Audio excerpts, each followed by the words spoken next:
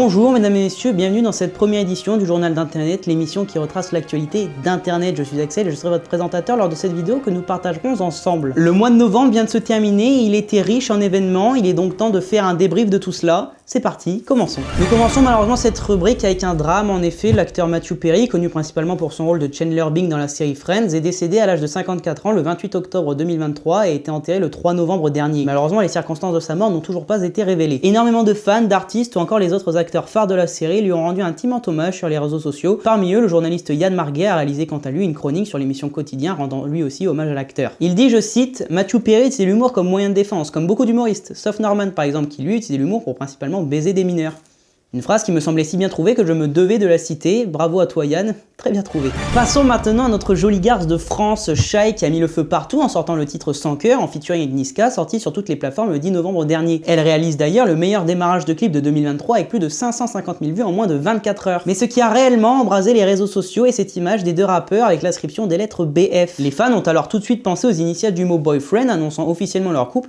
mais Shai a rétorqué que cela signifiait simplement best friend, soit meilleur ami. Par conséquent, toutes mes forces ont à Niska qui, à défaut d'avoir le barreau pendant qu'ils tournent des clips ensemble, se retrouve dès à présent derrière le barreau de la friendzone. Voyageons maintenant du côté du Japon. En effet, le célèbre mangaka Eiichiro Oda, connu pour être le créateur du manga One Piece, n'a pas réussi à finir le chapitre 1098 à temps, une première en 26 ans de parution hebdomadaire. Les fans de One Piece se sont évidemment inquiétés concernant la santé de l'auteur et se sont rassemblés sur les réseaux sociaux afin de lui demander de se reposer avec le hashtag #ThankYouOda. Cependant, d'autres communautés en ont profité pour lui souhaiter la mort, très probablement jaloux du talent du maître, créant ainsi une véritable guerre entre communautés sur le réseau social X. Encore un bon moyen de rappeler que la communauté manga est très probablement la communauté rassemblant le plus grand nombre de golemons sur internet, et en sachant que certains peuvent vivre à côté de nous, ça fait peur. Il est temps à présent de parler de la passion du ballon, le football. En effet, le joueur Warren Zaïre-Emery, jeune joueur titulaire au PSG, a été appelé par Didier Deschamps en équipe de France alors qu'il n'est seulement âgé que de 17 ans. Il devient alors le plus jeune joueur à être sélectionné chez les Bleus depuis 1914, soit plus de 109 ans. Il a d'ailleurs marqué son premier but lors de son premier match sous le maillot des Bleus lors de l'affrontement France-Gibraltar, remporté par les Bleus 14-0,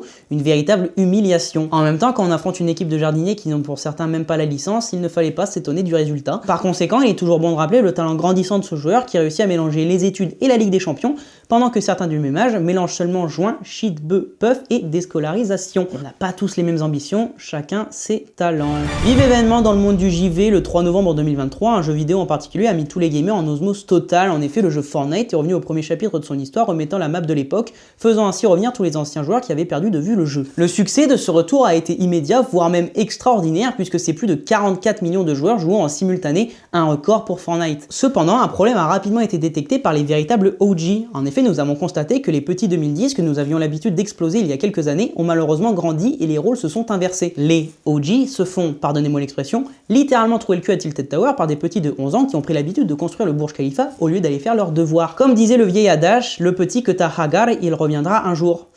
Et effectivement, ils l'ont fait. À partir de maintenant, partons à l'aventure, allons dans le vrai monde. Comment parler d'actualité au mois de novembre sans parler du No Nut November, le NNN, signifiant en français pas de branlette en novembre. Un défi réunissant tous les hommes du monde à arrêter la masturbation pendant un mois entier dans le but de calmer leur pulsion sexuelle afin de se sentir mieux dans leur peau. Grâce à nos contacts, nous avons réussi à obtenir la moyenne de temps global retenue par les hommes. Certains ont réussi à tenir quelques jours, d'autres quelques semaines, voire le mois entier. Mais la durée moyenne mondiale est de 8 minutes. Par conséquent, cela signifie que tous les hommes de la planète ont en moyenne réussi à tenir jusqu'au 1er novembre à minuit 8. Encore une belle preuve de détermination. Bravo messieurs, mes chers confrères. Pour conclure, parlons des fortes averses qui se sont majoritairement déroulées dans tout le nord de la France. Les ch'tis étaient évidemment habitués à ce temps, mais pas aussi violemment. Hormis des routes détruites, des voitures détruites également ou encore des maisons inondées, ce qui a réellement mis en déroute nos amis du nord et, je cite, « Déjà que tout est cassé, ça fout une claque dans le gif, mais le plus dur je crois que c'est que tous les packs de bière ont été dilués à l'eau. Ça je sais pas si j'arriverai à m'en remettre. » Une douleur compréhensible, nous présentons par conséquent un fort soutien à toutes les personnes victimes de ces inondations. Mesdames et messieurs, voilà toute l'actualité d'Internet qu'il fallait retenir au mois de novembre. C'est déjà la fin de cette première édition du Journal Internet. Si vous avez des conseils ou d'autres idées à mettre en place, n'hésitez pas à m'en faire part dans les commentaires. Mais enfin bref, en tant que présentateur, je vous souhaite une bonne fin de journée. Prenez soin de vous, croyez en vos rêves, c'est le plus important. C'était le Journal Internet. Au revoir.